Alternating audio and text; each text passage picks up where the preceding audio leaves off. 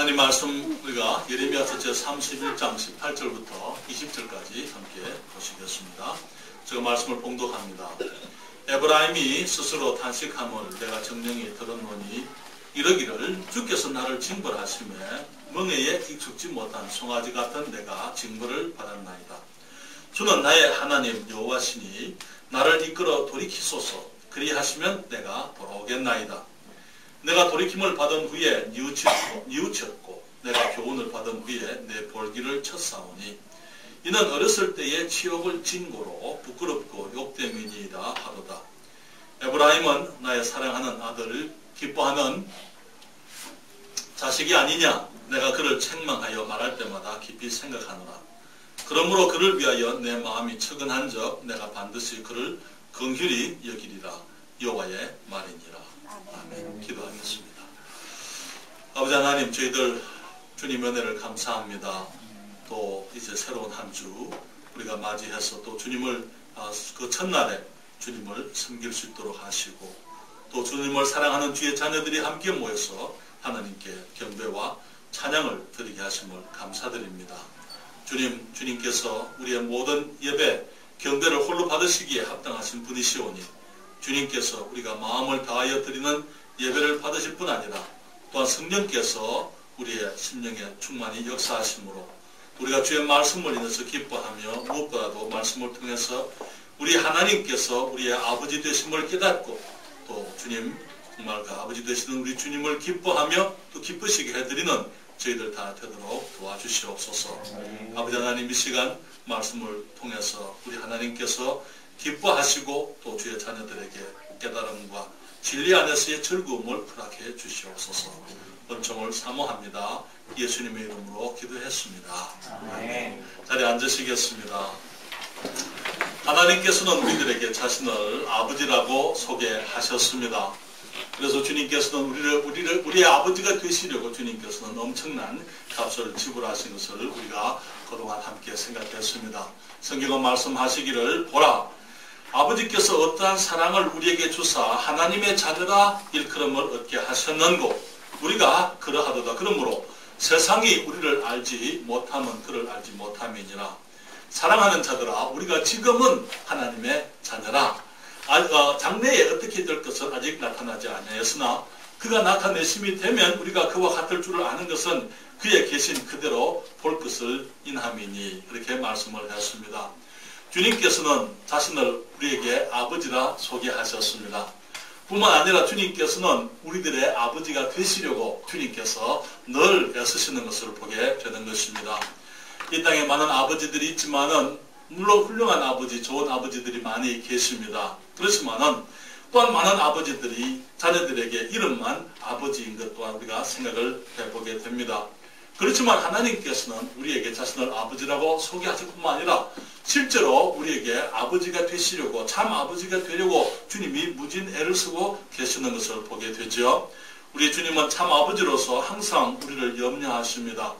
뿐만 아니라 우리가 연약할 때에 우리 아버지께서 하시는 것처럼 우리 아버지들이 하는 것처럼 하나님께서는 우리 아버지가 되셔서 우리를 친히 격려해 주시고 우리를 일으켜 주시고 우리가 넘어지게 되면 세워주시고 주님께서 늘 우리를 정말 이 땅에서 하나님의 자녀다운 삶을 살게 하시려고 하나님의 관심 속에 살게 하시려고 애쓰시는 것을 우리가 보게 되는 것이죠. 우리가 자라갈 때 주님이 기뻐하십니다. 그렇죠? 우리가 성장할 때 우리 하나님께서 즐거워하시는 것이죠. 마치 우리가 아이들이 성장하는 그 모습을 보고 기뻐하는 것처럼 우리 하나님께서도 마찬가지. 우리가 거듭나고 난 이후에 우리들이 완전한 그 하나님의 자녀로서 거듭나는 것이 아니고 우리가 하나님의 생명을 받았지만 완전한 완성되어졌지만 완전한 것은 아니라고 여러분들에게 말씀을 드렸어요. 그러나 우리가 성장하는 그 과정 속에서 사실은 우리 아버지께서 우리를 지켜보시고 또 기뻐하시는 것을 보게 되는 것입니다. 우리 그리스도인들은 우리 주님의 보혈로 거듭난 우리 하나님의 자녀들은 하나님의 자녀들이지만은 우리는 완전한 자녀들이 아닙니다.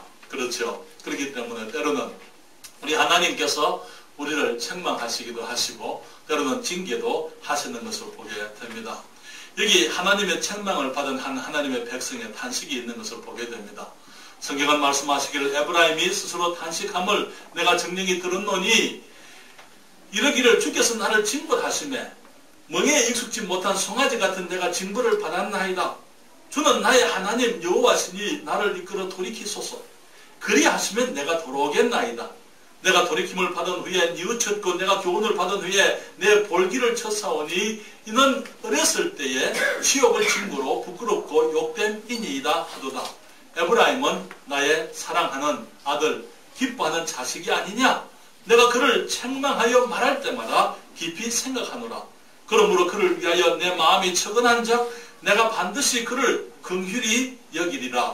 여호와의 말이니라. 아멘. 에브라임은 이스라엘의 한 지파이지만은 또한 여기서 말하는 것은 이스라엘 전체를 상징해주는 표현이기도 합니다. 이스라엘이 주님께 범죄했기 때문에 하나님의 자녀들이지만 그들이 범죄했기 때문에 주님의 징벌을 받았다 그렇게 말씀을 했습니다. 주님의 징벌이 그들에게는 익숙지 못한 것이었어요. 그렇기 때문에 말하기를 멍에에 익숙지 못한 송아리처럼 주님을 불순종하다가 매를 맞았다고 그렇게 얘기를 하고 있는 것이죠. 매를 맞고는 그들이 주님께 기도하기를 나의 하나님이여 나를 이끌어 돌이키소서. 그리하면 내가 돌이키겠나이다. 그들이 주님께 자복하고 회개하고 저들의 잘못을 뉘우치고 주님께서 저들을 버리지 마시기를 기도하는 것을 보게 되는 것입니다. 그들은 주님의 징벌을 받은 이후에 정말 뉘우치고 또 교훈을 받은 후에 그들은 말하기를 저들의 잘못을 깨달았기 때문에 그들의 볼기를 쳤다고 그렇게 얘기를 하고 있어요. 스스로 정말 내가 정말 잘못했구나. 내가 하나님 아버지 하나님 앞에 내가 이렇게 잘못했구나. 스스로를 이렇게 매질하는 볼기를 치는 그런 일이 있었다고 그렇게 얘기를 하고 있는 것입니다. 주님께서 죄를 회개하고 그들의 잘못을 뉘우치고 돌이키는 주님의 백성들에게 주님이 말씀하시지요. 여기 말씀하시기를 에브라임은 나의 사랑하는 아들 기뻐하는 자식이 아니냐. 내가 그를 책망하여 말할 때마다 깊이 생각하노라. 그러므로 그를 위하여 내 마음이 측은한 적 내가 반드시 그를 긍휼히 여기리라. 여호와의 말이니라. 여러분 이 말씀을 우리가 묵상해 보게 되면 우리가 우리 하나님께서 마치 많은 경우에 우리 아버지들과 같은 것을 보게 되는 것입니다. 인간 아버지나 하나님 아버지나 마찬가지. 주님 말씀하시기를 내가 사랑하는 아들 내가 기뻐하는 자식을 내가 책망할 때마다 그냥 하는 것이 아니고 그냥 감정적으로 그냥 적극적으로 하는 것이 아니고 주님이 깊이 생각한다 그렇게 말씀을 했습니다. 많은 경우에 우리 아버지들이 아이들이 말 안 들을 때 정말 때로는 당황하잖아요. 그렇죠? 이해를 어떻게 해야 될 것이냐. 우리가 생각하지 않고 그냥 아이들을 책망하는 것이 아니고 정말 그 아이를 생각하면서 어떻게 하면 이 아이가 바르게 될 수 있을까? 이 아이가 말을 알아들을 수 있을까? 어떻게 하면 이 아이가 정말 바른 모습으로 바른 인격으로 성장할 것인가? 그런 거 생각하지 않아요. 생각하죠. 그렇죠? 그러면서 우리들이 고민하는 것이 아이들. 그 아이들의 성장을 위해서 아버지가 고민하는 것처럼 우리 주님 말씀하시기를 내가 그를 책망하여 말할 때마다 깊이 생각하노라. 그러므로 그를 위하여 내 마음이 척은한 적 내가 반드시 그를 긍휼히 여기리라. 여호와의 말이니라. 우리 아버지께서는 죄를 미워하시는 분입니다. 우리가 하나님의 자녀라고 해서 우리의 죄를 주님께서 눈 감으시는 분이 아니에요. 오히려 어쩌면 우리가 주님의 자녀들이기 때문에 우리의 죄와 우리의 허물을 더욱 주님께서 싫어하시는 거예요. 그것이 더 큰 고민이 되는 것입니다. 그렇기 때문에 하나님께서 우리 주님의 자녀들, 그 기뻐하는 사람들, 기뻐하는 아들들이 범죄할 때 하나님께서 징계하시는 것, 징벌하신다 이렇게 말씀을 했는데 여기서 징벌이라고 이렇게 번역되어진 그 단어는 영어에 chastise라 이렇게 얘기를 하고 있어요. 그 말은 매를 때린다 그 말이에요. 징벌한다 해서 벌을 준다 그 말이 아니에요. 벌을 주는 게 하나님께서는 자녀들에게 벌 주지 않습니다. 우리 아이들 잘못하면 벌 줍니까? 징벌합니까? 우리는 징벌하지 않아요. 매를 때리잖아요. 그렇죠? 마찬가지로 하나님께서도 여기서 말하는 그 단어는 이 매를 때리신다, 징계하신다 그렇게 말씀을 하는 것이죠. 그런데 주님께서 우리를 징계하실 때 징계하시지만은 주님께서는 징계를 즐거워하지를 않으십니다. 고민하시는 거죠. 주님께서 그것을 인해서 정말 우리가 매를 맞기는 맞아야 되기 때문에 주님이 매를 때리시기는 하지만은 우리 주님께서 우리가 아파하는 그 매를 맞고 아파하는 그 모습 때문에 아버지가 아프신 거예요.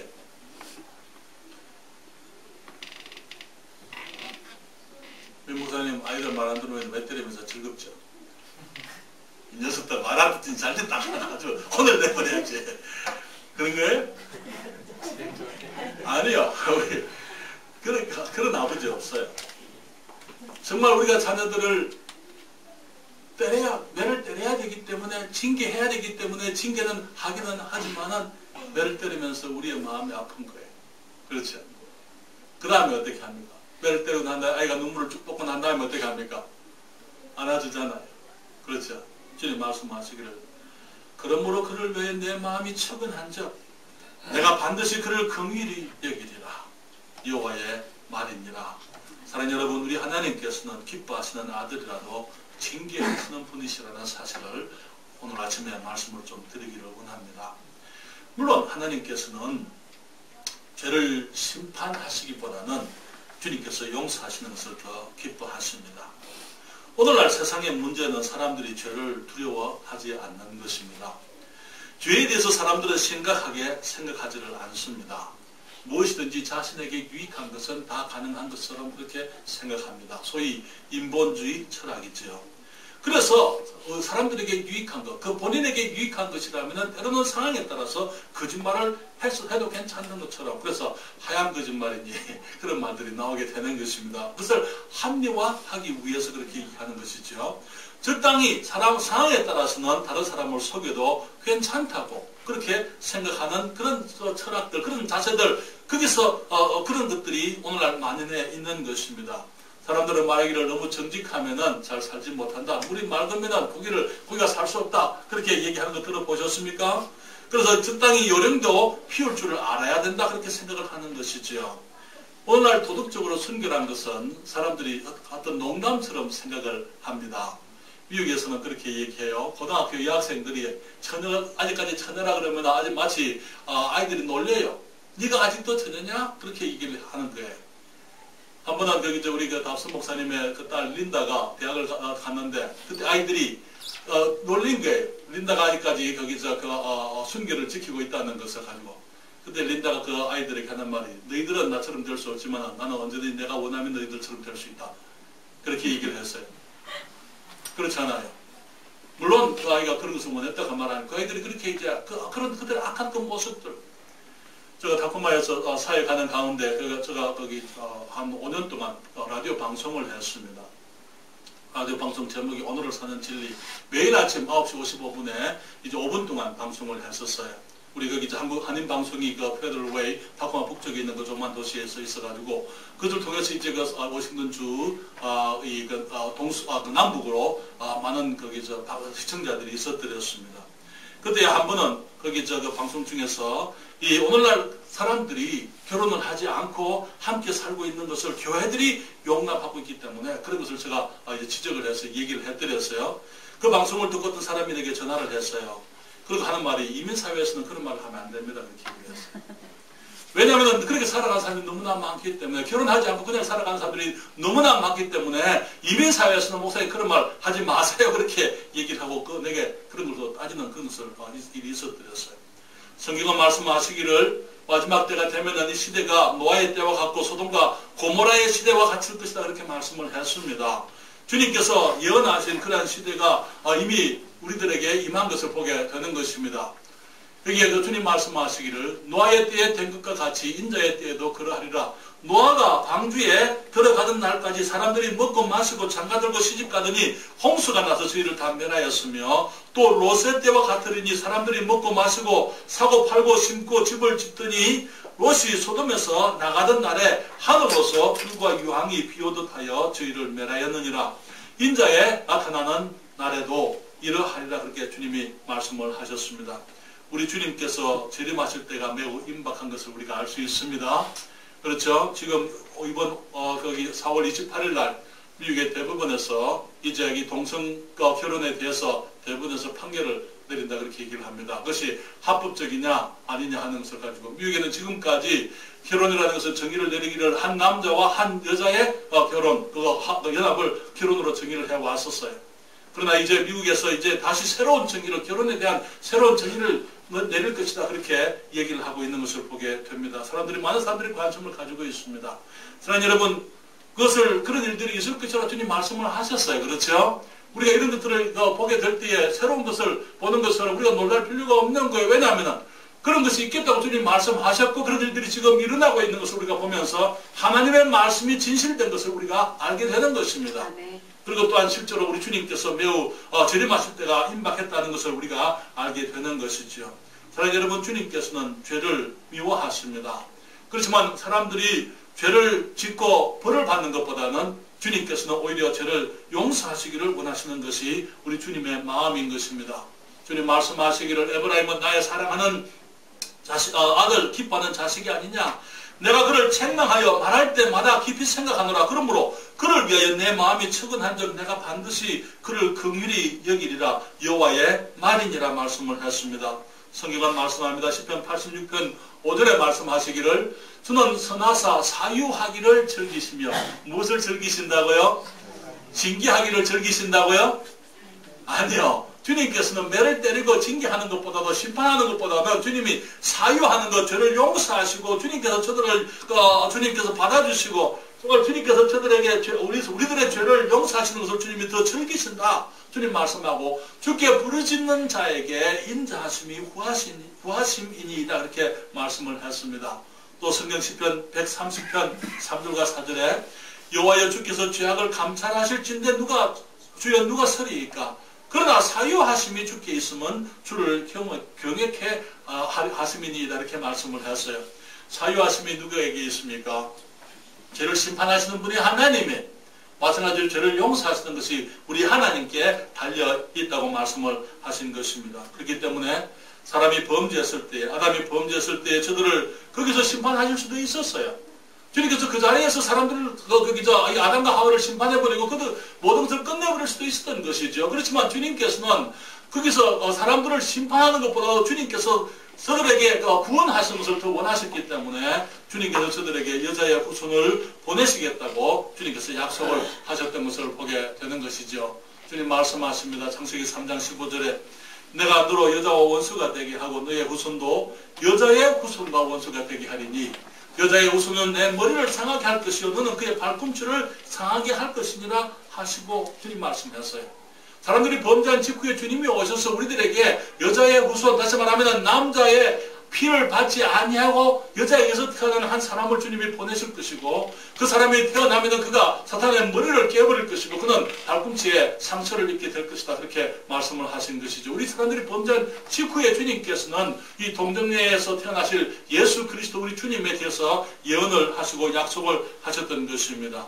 저들을 에덴에서 내어보내시기 전에 주님께서는 저들에게 가죽옷을 먼저 지어 입히셨어요. 이스라엘을 심판하시기 전에 주님께서는 먼저 선지자들을 보내서 저들의 죄를 지적하시고 저들의 죄를 회개하고 뉘우치고 돌아오게 주님이 하셨던 것을 보게 되는 것입니다.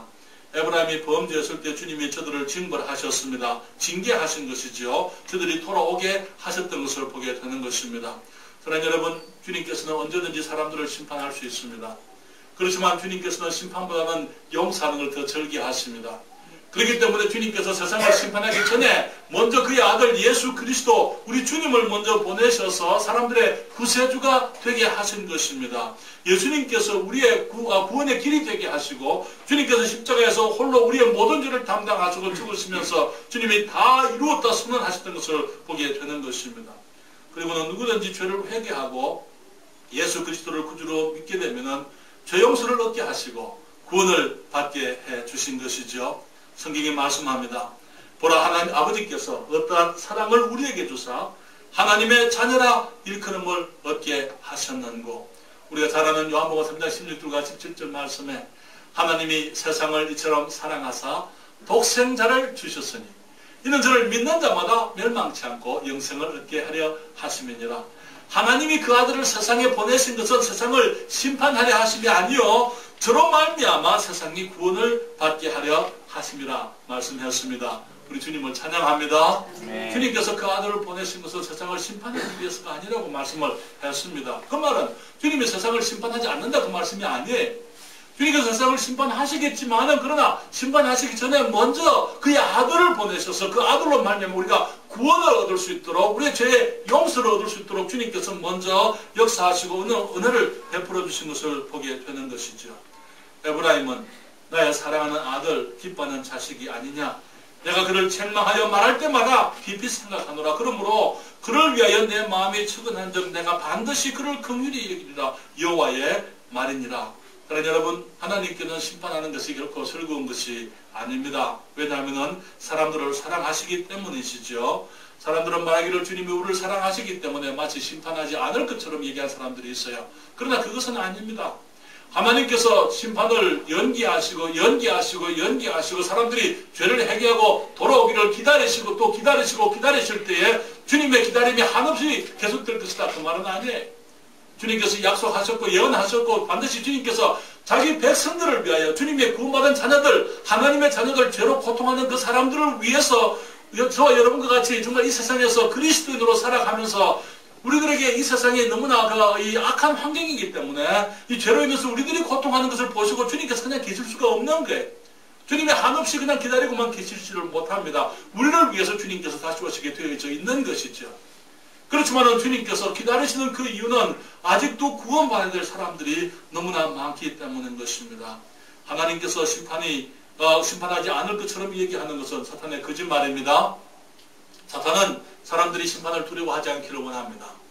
그리고 죄를 짓는데 지키를 담대히 지키를 원합니다. 그러나 하나님께서는 반드시 모든 죄를 심판하실 것이고 또 주님께서 재림하시게 되어져 있는 것입니다. 그렇지만 말씀하신 것처럼 주님께서 저를 징계할 때마다 깊이 생각하는 것처럼 지금도 생각하고 계시는 것, 주님께서 지금도 고민하고 계시는 것이죠. 주님의 때를 지금 주님이 생각하고 계시는 것입니다.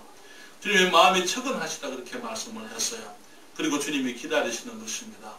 그러나 여러분, 죄를 회개하는 사람들을 주님이 받아주시고 용서하시고 구원하여 주심을 감사드립니다. 네. 프루시아의 왕 프레드릭 황제가 한 번은 베를린에 있는 감옥을 순시한 적이 있었습니다. 많은 죄수들이 임금님 앞에 나왔습니다. 그리고 나와서는 말하기를 저들이 이 감옥에 있는 것은 잘못된 것이라고, 판사가 잘못 결정한 것이라고, 저들은 결백한데 이 잘못된 재판을 받아서 저들이 감옥에 있다고 그들이 임금님에게 하소연을 하고 호소를 해드렸어요. 그런데 그 가운데 한 사람이 조용히 가만히 서서만 임금님을 맞이하고 그냥 아무 말도 하지 않고 그냥 있었더랬어요. 프레드릭 황제가 그에게 말했습니다. 너는 왜 여기에 있느냐? 그렇게 물었어요. 그러니까 죄수가 하는 말이 내가 무장 강도짓을 했기 때문입니다. 그렇게 대답을 했어요. 근데 임금님께서 이제 묻습니다. 그러면은 네가 죄인이라는 것은 네가 죄를 지었다는 것을 너는 인정하느냐? 그때 그가 말하기를 전하, 저는 죄를 지었고 그렇기 때문에 심판을 받아서 마땅한 사람입니다. 그렇게 얘기를 했어요. 그러니까 프레드릭 황제가 간수를 불렀습니다. 말하기를 이 죄인을 여기서 즉각 내보내라. 그냥 그가 여기 있으면은 이곳에 있는 죄 없는 결백한 사람들을 부패케 할 수 있으니까 이 사람은 여기 있을 자격이 없으니까 내보내라. 그렇게 얘기했어요. 우리 하나님께서는 저를 뉘우치고 회개하는 사람들을 긍휼히 여기시고 저들에게 은혜를 베푸십니다. 이사야서 57장 15절에 말씀하시기를 지존무상하며 영원히 거하며 거룩하다 이름하는 자가 이같이 말씀하시되 내가 높고 거룩한 곳에 거하며 또한 통회하고 마음이 겸손한 자와 함께 거하나니 이는 겸손한 자의 영을 소성케 하며 통회하는 자의 마음을 소성케 하려 함이라. 죄를 회개하고 슬퍼하는 사람들에게 주님께서는 예수 그리스도의 보혈로 저들의 죄를 용서하시고 씻어주시는 것입니다. 회개하고 주님께 돌아와서 예수님을 영접하는 사람들에게 주님께서는 하나님의 자녀로 삼으시고 영생을 선물로 주십니다. 천국 백성이 되게 하시고 성령님을 우리 안에 보내셔서 우리와 항상 함께 있게 하시는 것이지요. 죄를 회개하는 그 마음, 우리의 죄를 대해서 우리들이 정말 부끄러워하는 우리의 마음을 주님께서 위로하시고 격려하시고 우리에게 긍휼을 베푸는 우리 하나님을 인해서 주님께 찬양을 드립니다. 우리 아버지께서는 또한 기뻐하시는 자녀들이 죄를 뉘우치고 자복할 때 저들을 긍휼히 여기시고 저들의 죄를 용서하시는 것을 보게 되는 것이죠. 주님은 사람들의 죄를 용서하기를 원하십니다. 심판하기보다는. 또한 그리스도인들이 죄도 마찬가지예요. 우리가 늘 말씀드리는 것처럼 우리가 그리스도인이 되었다고 해서 우리가 완전한 사람들이 되었다 그 말 아닙니다. 우리에게는 여전히 죄의 성품이 있어서 우리로 하여금 육신 가운데 행하도록 우리의 죄의 정욕 가운데 살도록 우리를 끌어가는 것을 우리가 항상 경험하고 있는 것입니다. 우리가 두 사이에 끼어 있어서 정말 우리들이 거기서 고민하고 우리들이 힘들어할 그때에 우리 주님께서 우리를 잘 알고 계시고 우리를 도우시려고 항상 준비되어져 계시는 것입니다. 그리스도인들에게 있어서도 가장 큰 문제는 죄의 문제라 그렇게 말씀을 드릴 수가 있습니다. 조지 갤럽이라는 사람이 있습니다. 현 시대의 유명한 여론조사가죠. 갤럽가 거기서 설문조사에서 여론을 조사하는 갤럽이라는 사람이 있는데요. 그 사람은 이 사회적인 경향성을 조사하고 시대의 모습을 사람들에게 알려주는 것입니다. 그가 한 번은 교회 다니는 사람들과 교회를 다니지 않는 사람들의 행동의 차이에 대해서 연구를 했습니다. 조사를 했습니다. 그 결과를 가지고 그는 이렇게 말했습니다. 그는 말하기를 교회를 다니는 사람들이나 교회를 다니지 않는 사람들 사이에 도덕적 행동에서는 큰 차이가 없습니다. 교회를 다니는 사람들 사이에도 교회를 다니지 않는 사람들과 마찬가지로 절도라든지 거짓됨에 있어서 차이가 없습니다. 그렇게 얘기를 했어요. 그는 말하기를 이 사람들은 종교가 혹은 믿음이 이 우울증을 이기는 데는 중요한 것. 사람들이 낙심 가운데 있고 어떤 그 어려움이 있을 때는 그것이 그 종교가 좀 유익할 수 있지만은 도덕적인 행위를 결정하는 데는 아무런 영향을 주지 못하고 있습니다. 그렇게 얘기를 했어요. 어쩌면 지금 우리들이 살아가고 있는 시대에 지금 많은 교회들이 있고 미국이나 한국에 많은 그리스도인들을 한 사람들이 있지만은 정말 교회는 다니면서 하나님은 안 오라 하면서 실제로 죄악 가운데 살아가는 것을 부끄러워하지 않냐고 죄를 두려워하지 않는 그런 모습들이 너무나 많은 것이 현실인 것이죠. 패트릭 몰리라는 목사님이 오늘날 그 교회들이 가지고 있는 이 도덕적인 문제의 원인에 대해서 이렇게 말했어요. 그는 말하기를 우리들의 문제는 우리가 그리스도를 우리 생활에 첨가하면서 죄를 제거하지 않는 것입니다. 그렇게 얘기했어요. 그는 말하기를 우리는 행동은 변하지 않고 믿음만 바꾸려고 하는 것입니다. 그렇게 얘기했어요. 그는 말하기를 오늘날 교회들이 추구하는 부흥은 개혁도 회개도 없는 부흥입니다. 그것은 참된 부흥이 아닙니다. 그렇게 얘기를 했어요. 전에는 거기에 있었던 그 부흥 시대에 정말 하나님의 사람들이 복음을 전하게 되면은 술집들이 문을 닫아뜨렸어요. 빌리 선데이가 1800년대에 복음을 전하고 부흥사로 다닐 때 여기에 술집들이 문을 닫고 그런 회개의 역사들이 있었습니다만은 오늘날 사람들이 그렇게 하질 않아요. 예수님을 믿기는 하지만은 옛 모습 그대로 죄악된 모습 그대로 그것을 그대로 가지고 살아도 되는 것처럼 하나님께서 모든 것을 묵인해 주실 것처럼 그렇게 살아가는 것이 오늘날의 사람들의 모습인 것입니다. 사랑하는 여러분, 세상 사람들이 죄악 가운데 사는 것에 대해서도 주님이 근심하시지만은 그리스도인들이 주님의 자녀들이 주님이 기뻐하시는 하나님의 자녀들이 죄악 가운데 살아가게 됩니다. 많은 사람들이 일주일 동안 죄를 짓다가 주일에 교회에 와서는 회개하면은 주님께서 그냥 용서해 주실 것처럼 그렇게 생각하는 사람들이 있어요. 그런 사람들이 그렇게 생각하고 또 실제로 교회 안에서는 그냥 그저 모든 것이 다 괜찮습니다. 하나님이 사랑하시기 때문에 주님이 우리에게 은혜를 베푸시기 때문에 무엇이든지 주님이 다 덮어주실 것이고 용납하시고 용서해 주실 것처럼 그렇게 가르치는 강단들이 너무나 많아요. 그러나 하나님은 그런 분이 아닙니다. 하나님은 전에도 죄를 미워하셨고 믿지 않는 사람들의 죄를 미워하셨다면 믿는 사람들의 죄도 마찬가지로 주님이 미워하시는 거예요. 그렇기 때문에 주님이 고민하시는 거예요. 내가 저를 징계할 때마다 징벌할 때마다 책망할 때마다 내가 그거 깊이 생각을 한다 주님 말씀을 하시는 거예요. 주님께서 그것이 큰 고민이 되시는 것입니다. 사랑하는 여러분, 많은 사람들이 주님의 복음을 이해하지 못하기 때문에 하나님께 저를 얼마나 미워하시는지 죄를 미워하시기 때문에 우리의 죄를 미워하시기 때문에 하나님께서 자기의 아들의 생명까지도 십자가에서 죽일 만큼 주님께서 우리의 죄를 미워하신다는 것. 우리가 주님의 이 어루우신 마음, 우리를 향한 그 사랑, 그리고 주님께서 죄에 대해서 얼마나 주님이 진노하고 계신지 그것을 우리가 안다면은 함부로 우리가 죄를 지으면서 하나님께서 그냥 내 죄를 용서해 주실 것이다. 그렇게 얘기할 수가 없는 것입니다. 하나님은 사랑이십니까? 하나님은 거룩하신 분이십니다. 그렇기 때문에 주님께서는 우리 그리스도인들이 하나님의 자녀들이 그 기뻐하는 하나님의 아들들이 거룩하기를 주님께서 원하고 계시는 것이지요. 만약에 하나님께서 이제 우리가 그리스도인이니까 하나님의 자녀가 되었으니까 죄를 지어도 괜찮다 그렇게 말씀하신다면 우리 하나님은 죄를 방조하시는 분이 되는 거예요. 그렇지 않습니까? 그렇기 때문에 하나님께서 잘못하시는 것이 되는 것이죠. 그러나 우리 하나님께서는 죄를 방조하거나 죄를 묵인하시는 분이 아니십니다. 그렇기 때문에 주님께서 우리 그리스도인들이 죄를 짓게 되면 우리들을 징계하시기에 되어져 있는 것입니다. 저는 여러분, 그리스도인들이 죄를 짓습니까? 죄를 짓습니까? 안 짓습니까?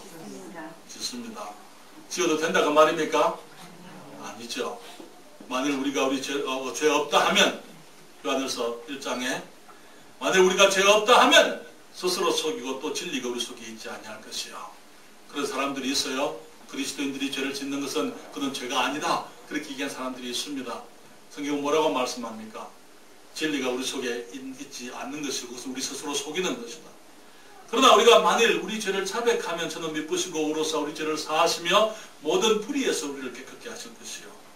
만일 우리가 범죄하지 아니하였다 하면 하나님을 거짓말하는 자로 만드는 것이니 또한 그의 말씀이 우리 속에 있지 아니하니라, 그렇게 말씀을 했습니다. 사랑하는 여러분, 주님께서는 모든 죄를 미워하시지만 그리스도인들의 죄도 미워하십니다. 그런데 또 더 미워하시는 것이 하나 있다면 그리스도인들이 죄를 짓고 그것을 합리화하는 거예요. 죄를 짓고 난 다음에 합리화하는 거예요. 아, 하나님께서 나를 용서하셨으니까, 예수님이 십자가에서 나의 죄를 위해서 죽으셨기 때문에, 주님께서 내 모든 죄를 다 가져가셨기 때문에 마치 내가 지금 죄를 지어도 괜찮은 것처럼 얘기하는 것, 그렇게 그런 태도들 주님께서 더 미워하시는 것입니다. 성경 말씀하시길 우리는 빛의 자녀라 그렇게 말씀을 했어요. 빛의 자녀들처럼 행하라고 말씀을 했습니다. 모든 정결함과 정직함, 거룩함 가운데 살라고 말씀을 하셨습니다. 그렇기 때문에 그리스도인들의 죄는 핑계 혹은 합리화해서 되는 것이 아닙니다. 주님께서는 우리가 죄를 자백하기를 원하십니다. 자백이라는 말은 무슨 말입니까? 자백이라는 그 말은 죄에 대해서 주님과 동의하는 것입니다. 예, 그렇습니다, 주님. 주님께서 그것을 죄라고 말씀하시면 그것은 죄입니다. 주님 맞습니다. 주님, 내가 죄를 지었습니다. 주님께서 죄라고 말씀하시는 그것에 대해서 전에 우리는 그것을 합리화하려고 했을 수도 있어요. 아, 주님, 그것까지 뭐 죄라고 말씀합니까? 살다 보면 그럴 수도 있는 것이지요. 그러나 그리스도인들에게는 그것이 통하지 않아요. 하나님께서는 그것이 통하지 않는 것입니다. 주님께서는 우리가 행한 그 모든 죄에 대해서 주님께서 죄라고 말씀하시는 것을 우리가 그것을 인정하기를, 예, 맞습니다. 주님, 그것이 잘못된 것입니다 라고 우리가 인정하게 되기를 주님이 원하시는 것입니다. 주님 말씀하시기를 여자를 보고 음욕을 품으면 마음에 이미 간음을 했다 말씀을 했어요. 그렇기 때문에 주님의 말씀에 대해서 우리가, 예, 그렇습니다, 주님, 우리가 범죄했습니다라고, 주님의 말씀이 맞습니다라고 주님께 고백하고 인정하고 주님께 자백하는 것, 그것이 주님께서 말씀하시는 자백이라는 뜻이죠. 형제를 미워하는 것이 뭐라고 말씀했어요? 살인하는 것이라는 말씀을 했어요. 그렇기 때문에 내가 누구를 미워할 때, 주님, 그렇습니다, 내가 이미 그 형제를 내 마음에 이미 죽여버렸습니다. 살인을 했습니다. 주님, 용서해 주십시오. 주님께 말씀을 드리고 사랑하지 못한 것에 대해서 주님 앞에 고백을 해야만 되는 것이죠. 주님 말씀하시기를 탐심이 우상 숭배라고 말씀을 하셨습니다. 그렇죠? 그렇기 때문에 내가 탐심을 가질 때, 주님, 내가 우상을 섬겼습니다라고 하나님 앞에, 하나님보다 내가 다른 어떤 것을, 나의 욕심을 아니면 세상의 어떤 물질을 내가 하나님보다 더 사랑했다는 사실에 대해서 우리가 주님 앞에 고백해야만 되는 것입니다. 우리가 그리스도인이 되면은 우리의 양심은 죄에 대해서 더욱 예민해지게 되어져 있어요. 그렇죠? 전에는 우리가 구원받기 전에, 하나님을 알기 전에는 우리가 그냥 그럴 수도 있는 것이지, 그렇게 했다 하더라도 우리가 구원받고 난 다음에 성령께서 우리 안에 계시면은 성령께서 우리의 마음에 말씀하시게 될 때에 우리가 주님께 동의하지 않을 수가 없는 게, 동의하지 않으면 어떻게 됩니까? 그리스도인들로서 우리에게 기쁨이 사라지게 되어 있고, 우리가 확신이 사라지게 되어 있고, 하나님께서 우리에 대해서 근심하시게 되어 있고, 성령께서 근심하시게 되고, 이제 주님께서 우리에 대해서 깊이 고민하시면서 어쩌면은 주님께서 매를 떼기 위해서 채찍을 드실 수도 있는 것입니다.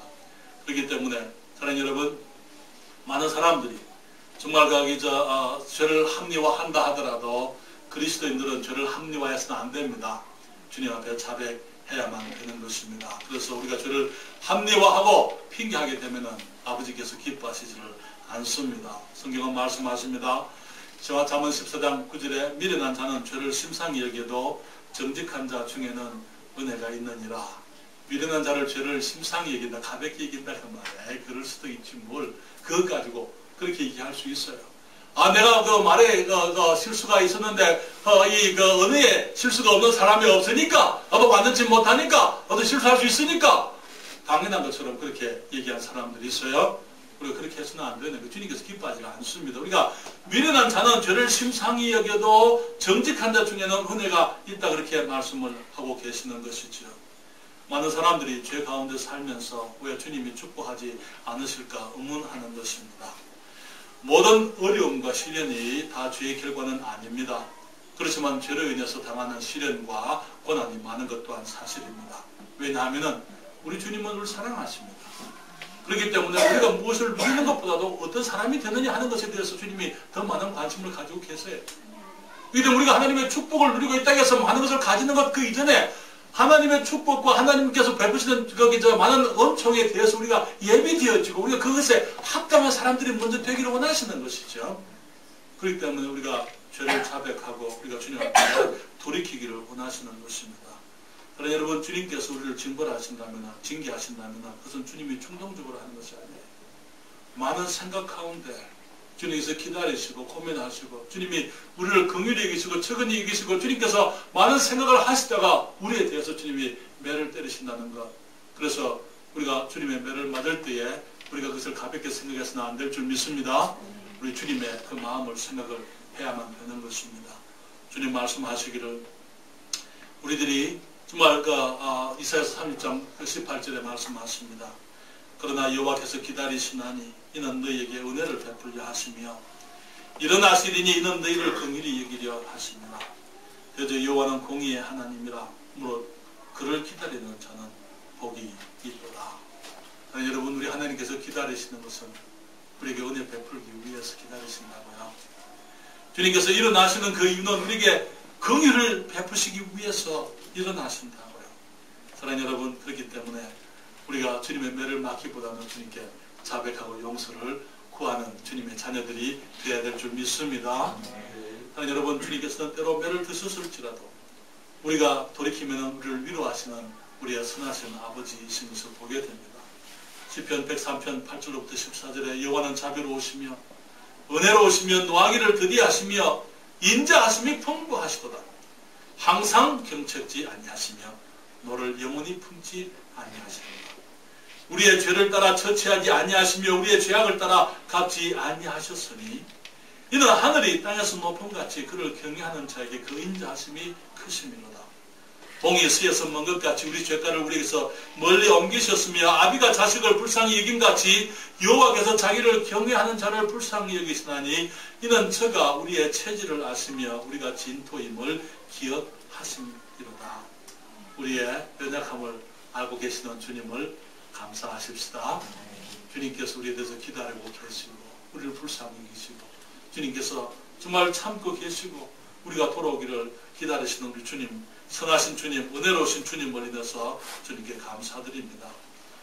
많은 경우에 우리들은 하나님 앞에 범죄이기 때문에 하나님께 자백하기만 하면 되는 줄로 생각을 해요. 그러나 우리의 진정한 회개는 하나님께만 하는 것이 아닙니다. 사람들에게도 마찬가지입니다. 회개라는 것은 양방향이에요. 내가 그 사람에게 죄를 지었습니다. 하나님 내가 그 사람에게 죄를 지었기 때문에 용서해 주세요. 자백했습니다. 주님 용서하셨습니다. 주님 고맙습니다. 그냥 가는 게 아니에요. 어제 저희들 우리 청남대에서 돌아오니까 우리 주차장에 들어가니까 어떤 트럭이 옆에 어떤 이 복스와겐 차를 긁어버렸어요. 그래가지고 이제 이 경비하는 사람이 연락을 하고 이제 그러고 있는 것을 봤습니다. 내가 만약에 차를 운전하다가 주차장에서 다른 형제 차를 들어받았어요. 밖으로 가다가. 아이고 하나님 잘못했습니다. 내가 이 운전을 잘해야 되는데 내가 이렇게 좀 둔합니다. 주님 용서해 주십시오. 주님 그 형제가 차를 고치려고 하면 돈이 많이 들 텐데 주님 도와주십시오. 그래서 내가 그냥 가버려요. 잘했죠? 많은 경우에 우리가 죄를 지으면 우리가 범죄한 우리의 우리 죄로 인해서 상처 입은 사람들, 고통하는 사람들, 그런 사람들이 있다는 사실을 우리가 기억해야만 되는 것입니다. 하나님께 죄를 용서했지만은 우리가 남편에게도 죄를 용서를 빌어야 되는 것이죠. 하나님께 죄를 지었지만 아내에게도 죄의 용서를 빌어야만 되는 것입니다. 우리가 함께 일하는 사람들에게 잘못했을 때 하나님께 내가 고백하지만 자백하지만 그 사람들에게도 마찬가지로 우리는 그 사람들과 관계를 바로 해야만 되는 것입니다. 그래 진정한 그리스도인으로서 하나님께서 기뻐하시는 자백이라고 말을 할 수가 있는 것입니다. 마을시라는 목사님이 계셨어요. 교회에서 이제 죄를 자백하고 할 수 있는 대로 사람들에게 잘못한 것 변상을 해야 한다. 그것이 얼마나 중요한가 하는 것을 가지고 설교를 했어요. 설교를 마쳤을 때 그 교회 한 회원이 아주 근심스러운 표정을 하고 목사님께 왔습니다. 그가 말하기를 목사님의 설교가 오늘 저를 아주 곤란하게 만들었습니다. 제가 다른 어떤 사람에게 잘못한 것이 있는데 그것을 고백하기도 부끄럽고 그것을 바로 하기도 정말 어려운 일입니다. 그는 말하기를 목사님 저는 배를 짓는 조선소에서 일하는 사람입니다. 우리 사장님은 안 믿는 사람입니다. 내가 가끔 우리 사장님에게 그분에게 그리스도가 필요하다고 말을 하고 또 교회에 와서 우리 목사님 설교를 들어야 한다고 하지만은 그는 언제든지 내가 그런 말 하면은 경멸하고 모든 것을 우습게 여기는 사람입니다. 그런데 내가 한 가지 잘못한 것이 있습니다. 그것을 만약에 내가 그 사람에게 인정하게 되면은 나는 나의 감정을 영원히 잃어버리게 될 것입니다. 그렇게 얘기했어요. 그리고 난 사실을 고백하는 것입니다. 한 번은 자기가 자기 집에서 조그만한 배를 지었어요. 그런데 공장에서 있는 주석으로 된 못이 있습니다. 아주 비싼 배. 그런데 그 주석못은 짠물에 들어가도 녹이 슬지 않기 때문에 그것을 공장에서 가지고 와서 자기 집에 배를 짓는데 그걸 사용한 거예요. 그다음 생각하기를 그것이 도둑질인 줄은 알았지만은 그 사장에게는 그것이 많이 있기 때문에 알지 못할 것이다 생각을 했어요. 또 사장님이 자기에게 월급도 충분히 주지 않으니까 적당히 그렇게 해도 괜찮다고 생각을 하고 합리화해드렸어요. 그런데 그날 그 목사님의 설교가 그 양심을 찔렀습니다. 그래서 이제 그것은 핑계할 수 없는 도둑질이었다는 것을 이제 깨닫게 된 것이죠. 그렇지만 그는 목사님에게 말합니다. 목사님, 그렇지만 내가 사장님에게 가서 내가 그런 짓을 했다고 고백하게 되면은 내가 물론 사용한 값을 내가 또 내고 나머지 가지고 있는 주석못을 다 돌려드리겠다고 말씀을 드리고 내가 그것을 다 변상할 수는 있지만은 그렇게 하면은 그 사람은 나를 위선자라고 생각할 것입니다. 그렇게 얘기를 했어요. 그렇지만 또 그렇게 안 하려고 하니까 그 주석못이 내 양심을 찔러서서 못이 견딜 수가 없습니다. 그것을 바로 하자면 내가 평화를 누릴 수가 없을 것 같습니다. 그 사람이 그 갈등을 수주 동안 했습니다. 그러다가 나중에 드디어 이제 목사님을 찾아와서 말했습니다. 목사님, 내가 드디어 그 주석못에 대해서 이를 해결을 봤습니다. 내 양심이 드디어 자유를 얻었습니다. 그래서 목사님이 묻습니다. 사장님에게 가서 형제가 무슨 일을 했는지 말씀드렸습니까? 어떻게 되었습니까? 그가 말합니다. 목사님, 그가 나를 이상한 눈으로 쳐다보다가 이렇게 말했습니다. 조지, 나는 항상 위선자라고, 네가 위선자라고 생각했었다. 그런데 이제 보니 기독교 신앙에는 뭔가가 있는 모양이야. 주석못을 도둑질한 종업원이 돌아와서 그것을 고백하고 변상하겠다고 하는 그러한 종교라면 가질 만한 가치가 있는 신앙이 아니겠는가.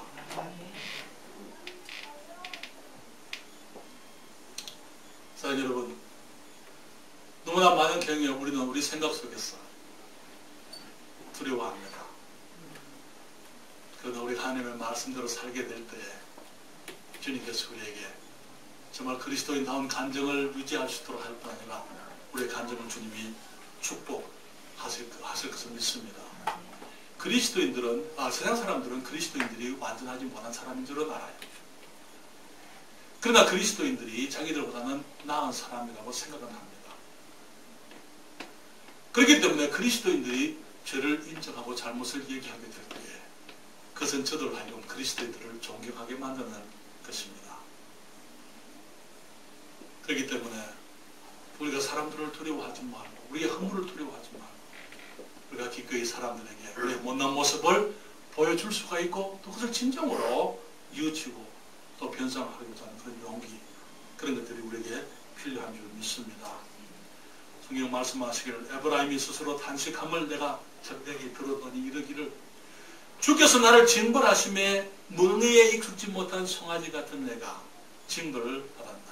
주님께서 나를 때리심으로 내가 징계를 받았습니다. 히브리서 12장 5절부터 8절에 말씀하시죠. 또 아들들에게 권하는 것 같이 너희에게 권면하신 말씀을 잊었도다. 일러스되 내 아들아 주의 징계하심을 경히 여기지 말며 그에게 꾸지람을 받을 때 낙심하지 말라. 주께서 그 사랑하시는 자를 징계하시고 그의 받으시는 아들마다 채찍질 하심이니라. 너희가 참으면 징계를 받기 위함이라. 하나님이 아들과 같이 너희를 대우하시나니 어찌 아비가 징계하지 않는 아들이 있으리요. 징계는 다 받는 것이거늘 너희에게 없으면 그 다음 뭐라 그랬습니까? 사생자요 참아들이 아닙니다. 그렇지만 주님께서는 우리를 징계하셔도 주님 기뻐하지 않으세요. 주님을 징계하십니다. 사랑하니까. 그렇죠. 우리를 기뻐하시는 아들이니까 주님이 징계하시지만 그걸 주님이 기뻐하시는 것은 아닙니다. 우리가 해야 될 일은요, 주님께 고백하는 것이죠. 주님께 말씀을 드리는 것입니다. 만일 우리가 우리 죄를 자백하면 저는 미쁘시고 오로서 우리 죄를 사하시며 모든 불의에서 우리를 깨끗게 하실 것이요. 에브라임은 나의 사랑하는 아들 기뻐하는 자식이 아니냐? 내가 그를 책망하여 말할 때마다 깊이 생각하노라. 그러므로 그를 위하여 내 마음이 척은한자 내가 반드시 그를 긍휼히 여기리라. 여호와의 말입니다. 우리 하나님을 찬양합니다. 우리 선하신 하나님 인정하시고 정말로 우리의 모든 사랑을 홀로 받으시기에 합당하신 우리의 크신 아버지 하나님, 우리 주님을 찬양합니다. 기도하겠습니다. 아버지 하나님, 이 시간에 저희를 사랑하시는 우리 주님을 인하여 감사드립니다.